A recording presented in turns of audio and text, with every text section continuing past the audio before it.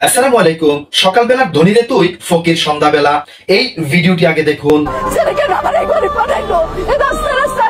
এই ভিডিওটি সোশ্যাল মিডিয়াতে দেখে থাকবেন। এই মহিলার বর্ণনা অনুসারে তার কোন এক সময় তার ঘরে পাঁচটি কাজের বুয়া ছিল।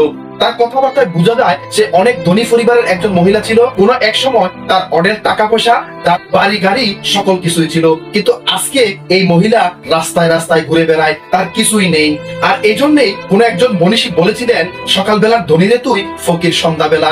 আসলে আমরা যদি ব্যক্তিগত অর্থে চিন্তা করি যে আসলে আমাদের কি আছে, কি ছিল, এখন কি আছে, ভবিষ্যতে কি হবে, আসলে আমরা দুনিয়ার মহামায়ায় নিজের জীবনকে নিয়ে আটকে আছি। আমরা আমাদের জীবনকে সবসময় ধন সম্পদ, বাড়ি গাড়ি, টাকা পয়সা দিয়ে বিত্তশালী করার চিন্তা করি, কিন্তু একটাবারও আমরা ভেবে দেখি না যে আসলে দুনিয়ার এই ক্ষুদ্র জীবনে এত এত কারি কারি টাকা পয়সা, এত এত ধন সম্পদ দিয়ে আমাদের কি হবে। সেই তো দুনিয়ার সকল মায়া মমতা ভুলে আমাদেরকে মাটির কবরেই চলে যেতে হবে। একবার আল্লামা কবি শেখ সাদী রহমাতুল্লাহ আলাই, তিনি তৎকালীন বিখ্যাত একজন কবি ছিলেন। তিনি অনেক বিচারালয়ে যেতেন, অনেক দরবারে যেতেন, অনেক কবিতা আবৃত্তি করার জন্য বিভিন্ন মঞ্চে মঞ্চে ঘুরে বেড়াতেন। তার ছিল অনেক সুনাম সুখ্যাতি, অনেক মানিগুণী একজন লোক তিনি ছিলেন, কিন্তু তার পায়ে দুটা জুতা ছিল না, তার দুটা জুতার খুবই অভাব ছিল। একবার তিনি নামাজের জায়গায় বসে নামাজ শেষ করে আল্লাহ তাআলার কাছে ফরিয়াদ করলেন, হে আল্লাহ, আমার এত এত সুনাম, এত এত সুখ্যাতি, কিন্তু আমার দুটি জুতা অনেক অভাব। তিনি আল্লাহ তাআলার কাছে দুটি জুতা চেয়ে যখন ঘর থেকে বাহির হয়ে রাস্তায় আসলেন, তখন দেখতে পেলেন একজন মানুষের দুটি পায়ে নেই। তিনি ওই মানুষটির এই অবস্থা দেখে আবার ঘরে ফিরে গেলেন, আল্লাহ তাআলার কাছে আবার সেজদায় পড়ে গেলেন। তিনি আল্লাহ তাআলার কাছে কান্নাকাটি করে বলতে চাইলেন, হে আল্লাহ, আমার জুতার দরকার নেই, ওই লোকটির দুটি পা নেই, কিন্তু আমার তো দুটি পা আছে চলার মতো, আমার জুতার প্রয়োজন নেই। আসলে প্রকৃতপক্ষে এরাই ছিল মনীষী। এদের জ্ঞান, গর্ব, জীবন দর্শন আমাদেরকে উদ্বুদ্ধ করে ভালো মানুষ হওয়ার জন্য।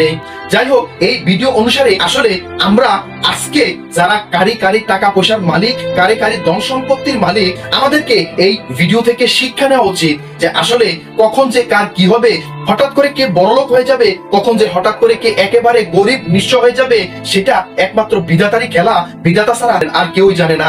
সুতরাং এত এত কারি কারি টাকা পয়সা, ধন সম্পদ, গাড়ি বাড়ি, এগুলো দিয়ে আসলে দুনিয়া এবং আখিরাতের কিছুই মিটানো সম্ভব না। যদি না মাত্র আপনি একটু সুখের খোঁজে একটু সুখ শান্তি আপনি না পান, তাহলে আপনার জীবনটা পুরাটা এই দুনিয়া এবং আখিরাতে সম্পূর্ণই বৃথা। যে কষ্টের সম্মুখীন হচ্ছেন এই মহিলাটা, যে মহিলাটা এক সময় ছিল অনেক কিছু, আর আজকে এই মহিলাটা খাওয়ার জন্য এক মুঠো ভাতও পায় না, থাকার জন্য এক সিলতে মাটিও পায় না। সুতরাং আমাদেরকে এই ভিডিও থেকে শিক্ষা নিয়ে নিজেদেরকে আত্ম অহংকার ভুলে নিজেদের জীবনের দাম্ভিকতাকে মাটির নিচে ফুটে দিয়ে আমরা ধনী গরিব একে অপরের ভাই ভাই হয়ে চলার চেষ্টা করব। আপনি ধনী ব্যক্তি হলে আপনার পাশে যে লোকটি অসহায় নিঃস্ব অবস্থায় আছে, তাকে আপনার ধনাত্মবান ধন সম্পদ থেকে তাকে সহযোগিতা করুন, তার পাশে দাঁড়ান, তাকেও আপনার জায়গায় টেনে তুলে নিয়ে আসুন। সেটাই হবে আপনার একজন মহৎ ব্যক্তির কাজ। আশা করছি আজকে সকলে এই ভিডিও থেকে এবং আমার কিছু কথা থেকে ভালোই বুঝতে পেরেছেন। আল্লাহ তাআলা সকলকে বোঝার তৌফিক দান করুন। ওয়া মা তাওফিক ইল্লা বিল্লাহ। আসসালামু আলাইকুম ওয়া রাহমাতুল্লাহ।